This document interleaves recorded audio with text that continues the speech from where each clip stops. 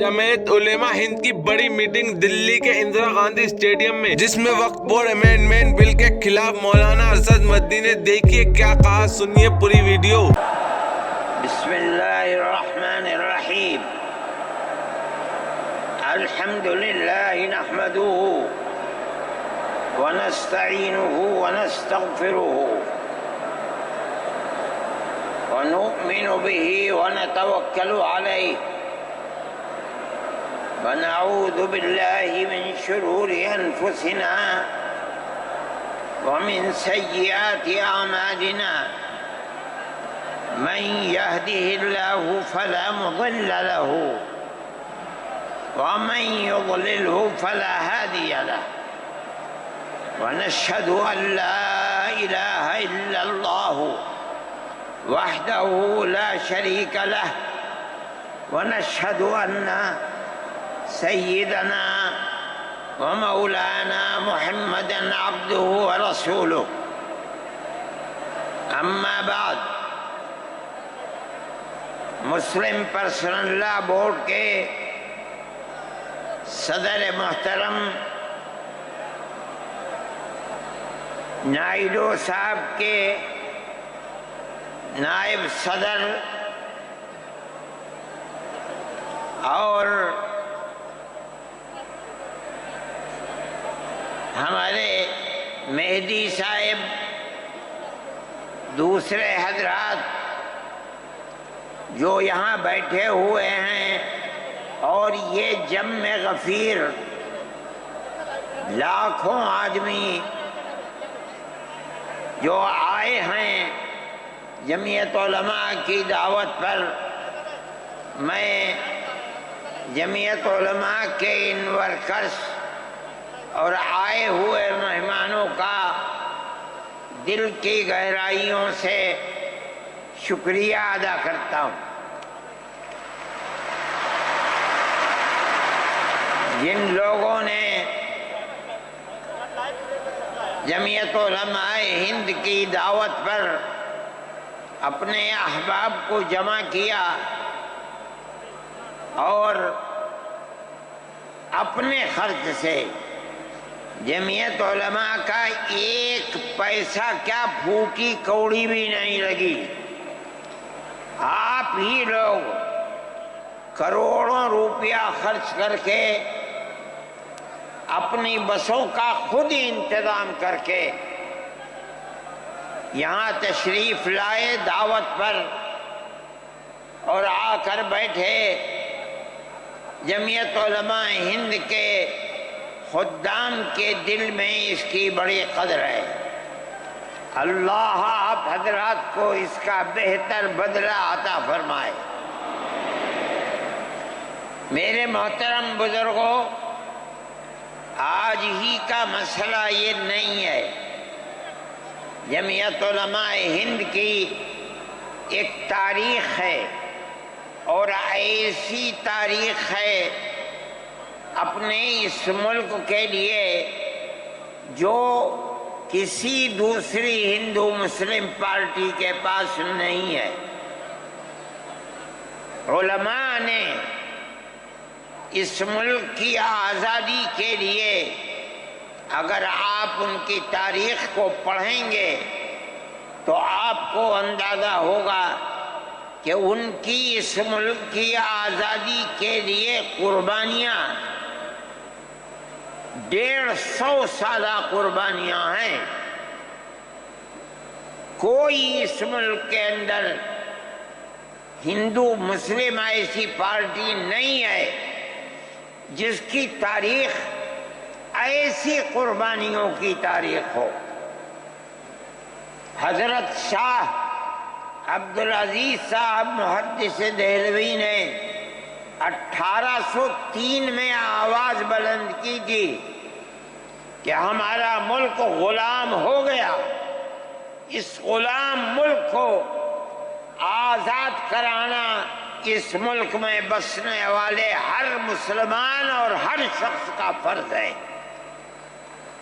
کوئی مائی کا لال نہیں تھا جو انگریز کی طاقت کے سامنے آزادی ملک کا نعرہ بلند کر سکتا۔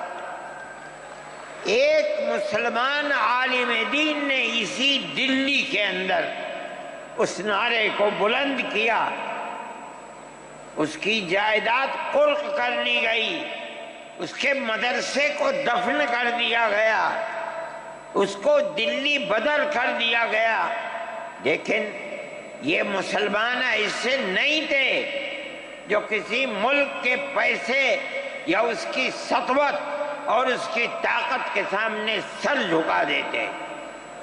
جو انہوں نے اپنا موقف اختیار کیا تھا پتھر کی چٹان کی طرح، اسی طرح اس موقف کے اوپر کھڑے رہے۔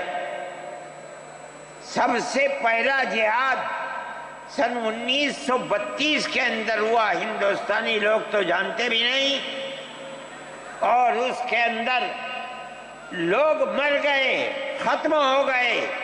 شاہ عبدالعزیز صاحب کے رشتے کے، ان کے قریب، ان کے اولاد میں شاہ اسماعیل شہید اور رائے بریلی کے شاہ احمد شہید، دونوں کے دونوں ختم ہو گئے، شہید ہو گئے بالا کوٹ کے میدان میں۔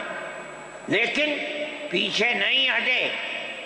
وہ لوگ جو بچ کر آئے تھے سن 1857 میں پھر جہاد کر دیا، اور اس کے اندر صرف اسی دلی کے اندر 33,000 مسلمان شہید کیے گئے، اور لال قلعے سے لے کر جامع مسجد تک درختوں کے اوپر ان کی لاشوں کو لٹکا دیا گیا۔ یہ مسلمان کی تاریخ ہے، علماء کی تاریخ ہے۔ بتائیں کون ہے جس کی زندگی کے اندر یہ تاریخ مل سکتی ہے؟ میں کہتا ہوں، لاکھوں آدمی کے سامنے کہتا ہوں، کوئی مائی کا لال ہے جس نے اس ملک کی اس طرح خدمت کی ہو جس طرح مسلمان علماء نے خدمت کی ہے؟ میرے بھائی، جمعیت علماء انہی مجاہدین کی بنائی ہوئی جماعت ہے۔ ہم تو ان کے جوتے سیدھے کرنے والے ہیں۔ ہمارا کیا کام ہے؟ ایک ہی کام ہے کہ انہوں نے جو جمعیت کی بنیاد کے اندر ہندو مسلم اتحاد اور ملک کے ہر بسنے والے کو ایک پیغام دیا تھا پیار و محبت کا، ہم اسی پیغام کو لیے بیٹھے ہوئے ہیں۔ ہمارا کام صرف اتنا ہے۔ دنیا توڑنا چاہتی ہے، حکومتیں برباد کرنا چاہتی ہیں، فرقہ پرست ذہنیت آگ لگانا چاہتی ہے، یہ نعرہ دینا چاہتی ہے کہ ہندو الگ، سکھ الگ، مسلمان الگ۔ ہم کہتے ہیں نہیں، ہندو مسلم سکھ عیسائی بھائی بھائی۔ یہ ہمارا پیغام نہیں ہے، ان بزرگوں کا پیغام ہے جنہوں نے پھانسیوں کے تختوں کو چوما، اپنے اس ملک کے لیے چوما ہے، اس کی آزادی کے لیے چوما ہے۔ اس ملک کے اندر یگانگت اتحاد جس کو آج آگ لگایا جا رہا ہے، ہمارے بزرگوں نے اسی اتحاد کے لیے اپنی قیمتی جانوں کو قربان کیا ہے، اور ان کا مقصد یہ تھا کہ ملک آزاد ہو جائے۔ حکومت ایسی بننی چاہیے جو حکومت سیکولر حکومت ہو، کسی کا حق نہ جائے۔ کانگریس اس لیے نہیں بنی تھی، یہ 1803 کی آواز ہے کہ ملک غلام ہو گیا، جہاد کرنا فرض ہے۔ کانگریس کا تو وجود بھی نہیں تھا۔ کانگریس تو 28 دسمبر 1985 کو بنی ہے، اور اس کا پہلا اجلاس بمبئی کے اندر ہوا ہے۔ آپ لوگ سمجھیں اس کو، کانگریس ملک کو آزاد کرانے کے لیے نہیں بنی تھی۔ کانگریس کی تجویز موجود ہے، وہ کہتے ہیں کہ ہندو مسلم ملک کے بسنے والوں کی اس جنگ و جدال سے 2 جہاد، سن 32 کا 1857 کا، اس جہاد کے نتیجے میں جو برطانیہ کی حکومت اور ہندوستان کی حکومت میں دوری پیدا ہو گئی ہے، کانگریس کا مقصد تھا کہ اس دوری کو ختم کر دیا جائے، ملک کو اپنے گردن سے زنجیر غلامی کی نکال کر توڑ دیا جائے، کانگریس کا مقصد نہیں تھا۔ میں آپ سے کہتا ہوں یہ بات ہے اور کانگریس کی تجویز میں موجود ہے، کوئی اس کی تردید نہیں کر سکتا۔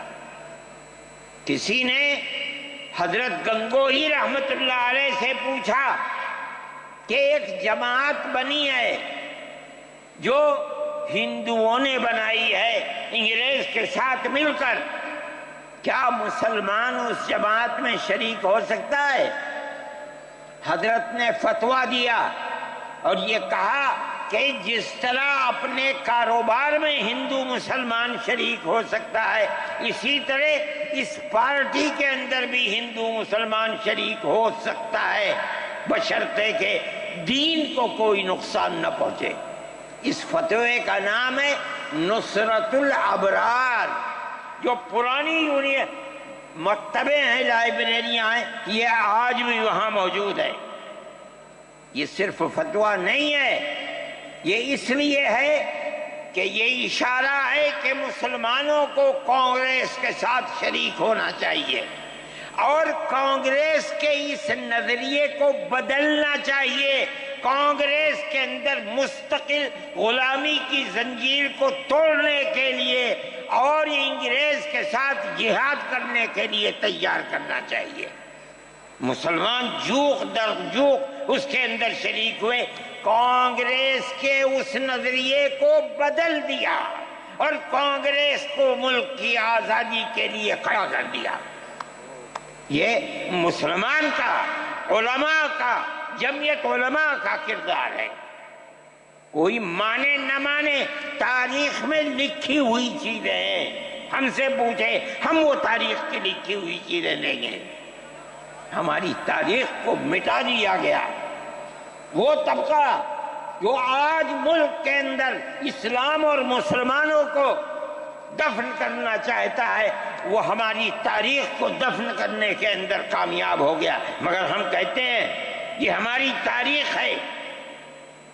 میرے بھائی، ملک اسی طرح چلتا رہا، جیسے جیسے آزادی قریب آتی رہی، جمعیت علماء ہند وہ تنہا ایک جماعت تھی جو برابر موتی لال نہرو، جواہر لال نہرو، گاندھی جی سے یہ بات کہتی رہی کہ ہمیں ضمانت دو، ہم 143 سال ہیں ہماری زندگی، جہاد کی زندگی، ہمیں یہ ضمانت دو کہ ملک آزاد ہوگا تو اس کا کردار سیکولر کردار ہوگا، دستور سیکولر دستور ہوگا، جس کے اندر ہندو، مسلمان، سکھ، پارسی، عیسائی ہر ایک کو اپنے مذہب کے ساتھ جینے کا حق ہوگا اور حکومت کا کوئی مذہب نہیں ہوگا۔ ہمارے پاس تجویزیں موجود ہیں، برابر ہمیں مفتی کفایت اللہ صاحب جو جمعیت علماء کے اس وقت صدر تھے، نام لے کر ان کے پاس موتی لال نہرو، گاندھی جی، یہ لوگ اپنی ورکنگ کمیٹیوں کی تجاویز بھیجتے ہیں، مفتی صاحب کرم فرما، مفتی صاحب یہ ہے کہ ہمارا ملک جب آزاد ہوگا ہم گارنٹی دیتے ہیں کہ ملک سیکولر ملک ہوگا۔ اس کا کیا مطلب ہے؟ ہمارا کردار، ہمارا مذہب، ہمارا وقت، ہر چیز آزاد رہے گا، مسلمان جس طرح چاہے گا اپنی زندگی گزارے گا، اپنے مذہب کو سینے سے لگا کر زندگی گزارے گا۔ میں یہ بات صرف ہوائی نہیں کہہ رہا ہوں، آپ غور سے اس تحریر کا ایک ایک لفظ سنیں۔ ہری پور ضلع سورت کا اجلاس عام جو 19 20 21 فروری 1938 میں، 47 میں ملک آزاد ہوا، یہ اجلاس 1938 میں، اس سے بھی 9 سال پہلے، یعنی آج کے مقابلے میں 80 سال پہلے یہ اجلاس ہوا تھا۔ اس کے اندر تجویز دیکھیے آپ، ورکنگ کمیٹی نے 1937 میں اپنی کلکتے کی میٹنگ میں اقلیتوں کے حقوق پر جو تجویز پاس کی تھی اسے یہ کانگریس منظور کرتی ہے، اس وقت کی بات ہے، اور نئے سرے سے اعلان کرتی ہے کہ ہندوستان کی اقلیتوں کے تمدنی، مذہبی اور لسانی حقوق کی حفاظت کرنا کانگریس کا پہلا فرض اور بنیادی پالیسی ہے، تاکہ حکومت کی کسی بھی ایسی اسکیم میں جس میں کانگریس شریک ہو، اقلیتوں کو ترقی اور نشو و نما کا زیادہ سے زیادہ موقع مل سکے۔ آپ الفاظ پر غور کیجئے، اور وہ قوم کی سیاسی، اقتصادی اور کلچرل زندگی میں پورا حصہ لے سکے۔ اس کے بعد اس بنیاد پر مسلمانوں کو مطمئن رہنا چاہیے کہ آزاد ہندوستان کی حکومت میں ان کا مذہبی فرائض، اذان، نماز، جمعہ، عید، روزہ، حج، زکوٰۃ، مذہبی تبلیغ، مساجد، مقابر، قربانی، مذہبی جلوس، مذہبی جلسے وغیرہ جملہ مذہبی رسوم اور مذہبی ادارے محفوظ ہوں گے، اور اسی طرح ان کی تہذیب و تمدن، ان کے تعلیمی ادارے، خانقاہیں، امام باڑے، عیدگاہیں، تکیے، کربلائیں، آثار قدیمہ، اوقاف وغیرہ سب محفوظ ہوں گے، اور اسی طرح ان کی زبان، ان کی شاعری، رسم الخط وغیرہ سب کے سب آزاد اور محفوظ ہوں گے، کسی پر کوئی رکاوٹ اور قید نہ ہوگی۔ جو میں آپ سے کہہ رہا ہوں، آپ دیکھیے، یو پی کانگریس کا شائع کردہ election board, National Herald press, Lucknow, 1946 کے اندر، شاید 10 فروری ہے جو میں نے نقل کیا ہے، وہ مٹا ہوا تھا، اس کے اندر یہ بلیٹن شائع ہوا ہے۔ میں کہتا ہوں کہ ہندوستان کی جمعیت علماء کے بار بار کھچوکے لگانے پر وعدہ کرو کہ ملک سیکولر ملک ہے، وہ وعدہ کرتے چلتے ہیں۔ میں آج آپ سے پوچھتا ہوں کہ اس میں سب سے پہلی چیز ہے کہ مسلمانوں کا مذہب اور مذہبی فرائض محفوظ رہیں گے۔ آج میں پوچھتا ہوں، ملک کی آزادی کو 70-80 سال ہو رہے ہیں، بتائیے کیا محفوظ ہے مسلمانوں کا؟ آپ مذہب محفوظ ہے مسلمانوں کا؟ کیا آپ نے مسلمان مذہب کا مسئلہ قرآن و حدیث سے ثابت ہے؟ آپ جو کچھ کر سکتے تھے آپ نے نکاح اور طلاق کے اندر کر دیا، مذہب کا محفوظ ہے؟ آپ کی حکومت اتراکھنڈ میں ہے، آپ یکساں سول کوڈ، یعنی کوئی تعلق مسلمان کا مذہب سے نہیں ہوگا، گورنمنٹ جو قائم کرے گی اس کے اوپر مسلمان کو چلنا ہوگا۔ کہاں کا سیکولرزم ہے؟ کیا مسلمان اس پر اطمینان کر سکتا ہے؟ آپ کی زندگی اور آپ کی حکومت کا بنیادی ناپاک پتھر یہ ہے کہ مسلمان کو اپنے مذہب سے آپ دور کر دیں۔ کیا آپ اسے قبول کریں گے؟ یہ آج کی حکومت کا یہ مسئلہ ہے۔ مذہبی فرائض کہاں کے آپ زندہ رہ گئے؟ آج آپ نے مسئلہ بنایا ہے کہ اتراکھنڈ کی ریاست اور شہروں کے اندر مسلمان جو 50 سال سے آباد ہے، آباد بھی نہیں رہ سکے گا۔ یہ آپ کا کردار ہے، یہ تصویر ہے، اور ناپاک تصویر ہے، ہم کہتے ہیں۔ جس تصویر کو آپ پیش کر رہے ہیں، یہ تصویر سیکولر دستور کی تصویر نہیں ہے۔ ہمارا آج کا یہ کنونشن سیکولر دستور کی حفاظت کے لیے ہے۔ کہاں ہے جی؟ کیا کر رہے ہو؟ اس ملک کو، ملک میں رہنے والوں کے لیے جہنم بنا رہے ہو۔ جمعیت علماء اس کو قبول نہیں کرتی۔ ہم تو کہہ رہے ہیں اس بات کو، کسی کی زبان اٹھتی ہو یا نہ اٹھتی ہو، لیکن ہم کہتے ہیں کہ جو ہو رہا ہے وہ ملک کو آگ لگانے کے لیے، دستور کو آگ لگانے کے لیے ہو رہا ہے۔ جمعیت علماء اسے قبول نہیں کرے گی۔ اگر جمعیت علماء نے اس بدترین حکومت جو یہ کہتی تھی کہ ہماری حکومت میں سورج نہیں ڈوبتا، جمعیت علماء نے کبھی اس کے سامنے سر نہیں جھکایا ہے، اس کے بعد ہم کس کے سامنے سر جھکائیں گے؟ ہمارا سر صرف ایک اللہ کے سامنے جھکتا ہے اور کسی کے سامنے نہیں جھکتا۔ میرے بھائی، آپ ایک اس کو لیتے ہیں، میں کہتا ہوں اے تب بیٹھ جا۔ آپ کیا کہتے ہیں؟ اس کے اندر جہاں ہے وہاں اسی طریقے سے اوقاف وغیرہ سب محفوظ ہوں گے۔